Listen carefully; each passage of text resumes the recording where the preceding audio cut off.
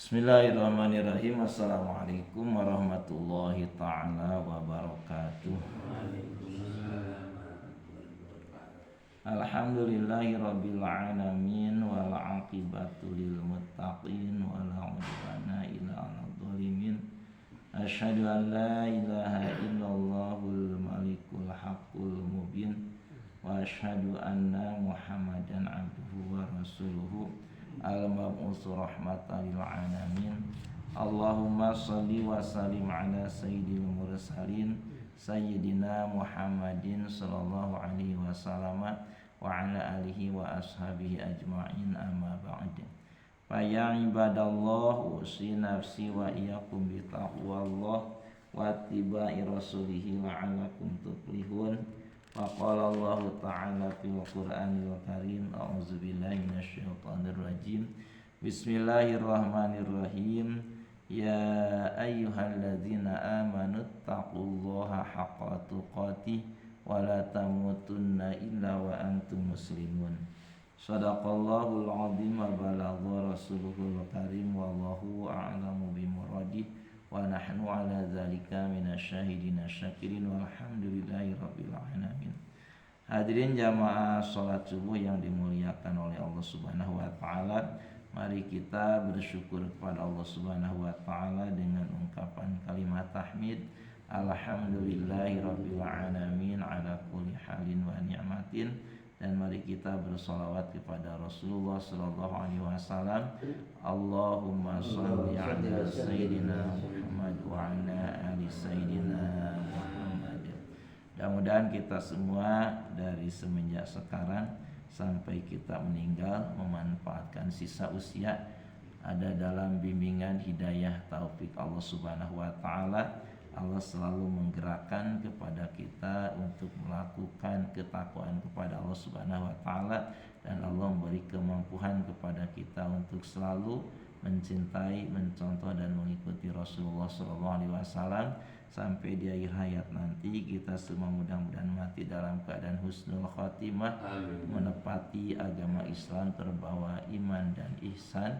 Pada hari kiamat nanti kita semua diakui sebagai hamba Allah, sebagai umat Rasulullah SAW yang mendapat syafaat darinya, dan kita dimasukkan oleh Allah ke dalam surga Allah Subhanahu wa taala, dan semoga kita mendapatkan kenikmatan yang abadi dalam surga Allah Subhanahu wa taala. Harapan besar kita mudah-mudahan puncak kenikmatan di negeri akhirat yaitu bisa melihat zat Allah yang maha indah.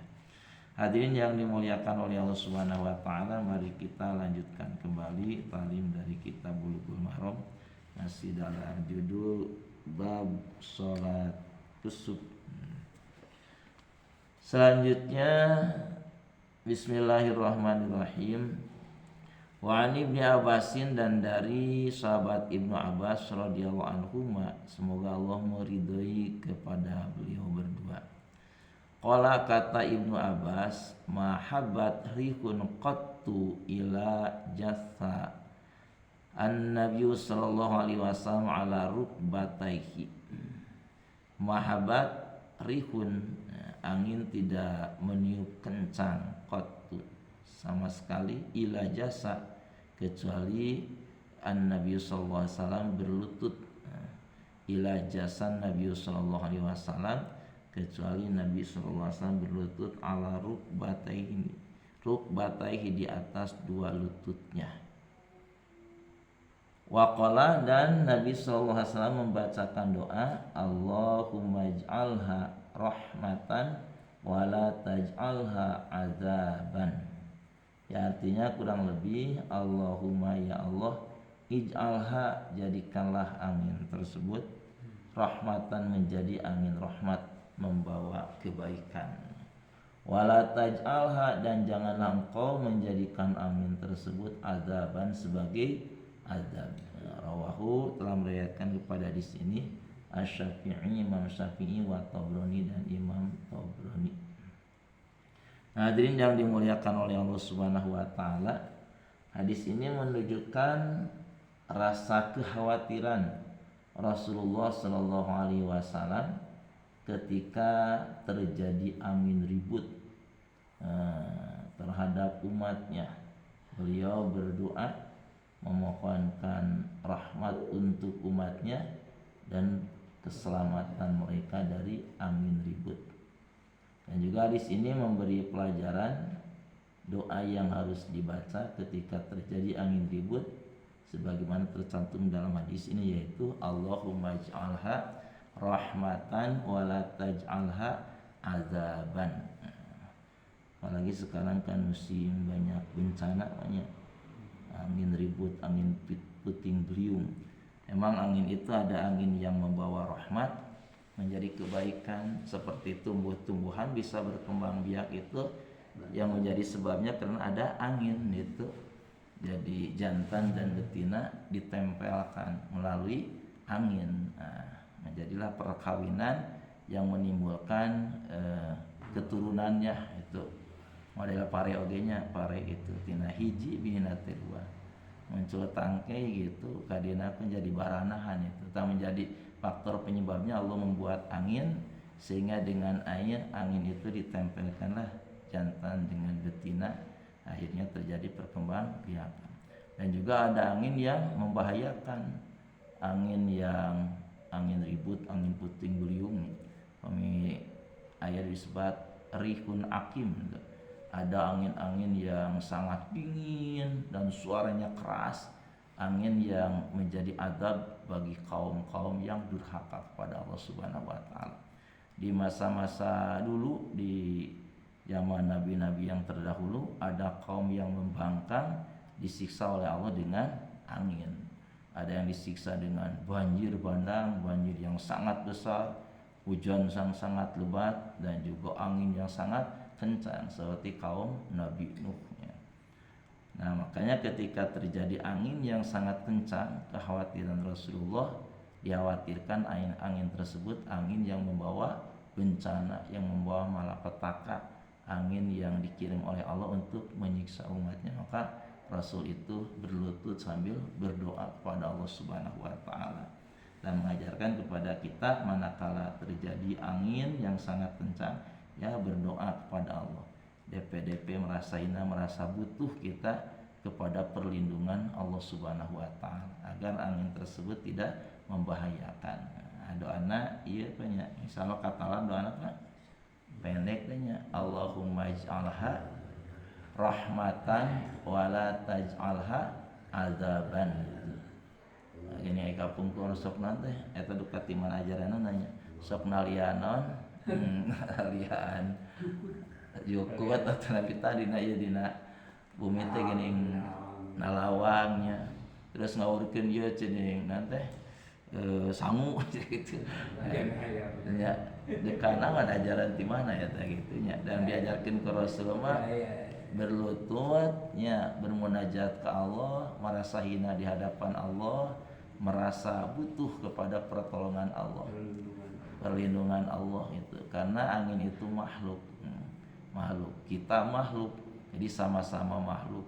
Ketika makhluk Allah walaupun dianggap oleh kita membahayakan, bagi Allah mudah saja dikendalikan sehingga kita bebas atau selamat dari makhluk yang akan membahayakan tersebut karena dikendalikan oleh pemiliknya itu. Jadi kalau teh dibesarkan angin teh dikecilkan gitunya. Nah, Allah pemiliknya dan Allah pengaturnya itu. Makanya kita kembali kepada pembuat dan pemilik juga pengaturnya, yaitu Allah Subhanahu wa taala. Nah, ini kena dibaca tanya Allahumma ij'alha rahmatan wa la taj'alha azaban. Itu. Nah, pilah sakitu banyak itu. Hiji deui panjang ke orang lebet kana babul salatil istisqa itu di subuhnya akan datang insyaallah. Jadi angin itu tanda kekuasaan Allah Subhanahu wa taala dan tanda Maha Esanya Allah. Jadi banyak.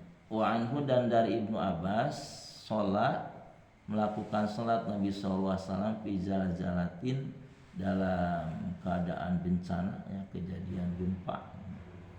Melaksanakan salat sita rakaatin, 6 rakaat, maksudnya rukuatin 6 kali ruku, wa arba'a sajadatin dan 4 kali sujud. Ayat sholat dalam sarahnya Nabi melaksanakan sholat rakaat ini 2 rakaat, fi kulli rakaatin dalam setiap rakaatnya salah satu rukuatin 3 kali ruku, jadi 6 kali ruku. Waqala dan Nabi sallallahu alaihi wasallam bersabda, hakada inilah sholatul ayati, sholat beberapa ayat, yakni tanda kekuasaan Allah. Ya, apabila terjadi tanda kekuasaan Allah, bencana alam itu, sholat itu banyak sholat. Tapi melihatlah situasi, kami ngatak ngabahayakeun itu menyingkir dulu gitu ke tempat yang aman, di tempat yang aman. Nah, bagi upami urang cari kaya didinya sementara gempa misalkan sholatnya didinya gitunya, padahal masih bisa berusaha untuk menyelamatkan dirinya, diusahakan selamatkan diri terus di tempat anu rada aman, dinya urang sholatnya. Tapi di dia tadi dicariaskan sholat naon gitunya, sholat naon mungkin pengen sholat naon di dapil bahari sholat naon, jadi sebatkan nami sholatna di dia itu. Cuma dalam keterangan ini Nabi Shallallahu Alaihi Wasallam melaksanakan sholat dalam kejadian gempa, apabila zalatin dalam keadaan terjadi bencana musibah, yang pelaksanaan sholatnya 6 kali ruku dan 4 kali sujud, yakni sholat 2 rakaat, dalam setiap rakaat 3 kali ruku, 3 kali ruku. Nah gitu yang bertanya itu tadi sebab ini dia nami sholat, nah itunya sholat naon itu sholat hajat metun tiasa itunya itu sholat hajat ya, jadi sebatin maksudnya dia tidak imbalan itu itu sholat naon. Ai praktek nama seperti sholat gerhananya, praktek nama gitu tamatnya di dia lakin kala kasolatil kusufi. Nah hadis atas kalakum kerma di dia judulnya dina salat gerhana itunya. Jadi dina praktek nama seperti salat gerhana. Nyata 2 rakaat, dalam setiap rakaat 3 kali ruku, 3 kali ruku itu. Jadi dalam setiap rakaat 3 kali ruku, 2 kali sujud. Hitungan rakaatnya 2 rakaat. Nah, para orang dimuliakan Allah. Jadi gempa, bencana alam ya, aya faktor penyebabnya nyata kemaksiatan dilakukan ke manusia. Dalam sebuah ayat yang Doharul fasadu fil bari wal bahri bima kasabat aidinas, telah nampak kehancuran di daratan dan di lautan bima kasabat aidinas, disebabkan perbuatan tangan manusia. Jadi faktor penyebab terjadinya kehancuran di daratan dan di lautan adalah perbuatan manusia, kemaksiatan manusia. Kemayan istilah LGBT gininya gitu, aduh zaman kapungkur apa di masa nabi-nabi yang terdahulu, kalau umatnya maksiat diberi peringatan tidak mau taat, tidak mau tobat, langsung Allah mendatangkan azab, dibersihkan itu lu maksiat nedora kate, diganti lagi dengan umat yang baru gitu. Tapi bagi umat akhir zaman oleh Allah diberi kesempatan untuk bertobat, untuk langsung diazab itu paling dengan peringatan yang keras seperti gempa, badai, tsunami itu. Nah, itu sebuah tanda kekuasaan Allah, tanda Maha Esanya Allah sebagai hal yang menakutkan kepada kita agar kita kembali lagi kepada Allah. Makanya ketika terjadi berbagai bencana alam, maka kita harus ingat kepada Allah, sebuah teguran dan peringatan yang keras agar kita kembali kepada Allah. Insya Allah tiasa dipahami banyak tadi gitu. Hadirin yang dimuliakan oleh Allah Subhanahu wa taala, yang barusan disampaikan yang benarnya mutlak dari Allah Subhanahu wa taala, yang salahnya dari kesalahan saya sendiri, yang benarnya semoga menjadi ilmu yang bermanfaat. Mari kita tutup dengan doa kifarat majlis. Bismillahirrahmanirrahim. Subhanakallahumma wa bihamdika asyhadu an la ilaha illa anta astaghfiruka wa atubu ilaik. Akhirul kalam, wassalamualaikum warahmatullahi taala wabarakatuh. Sallallahu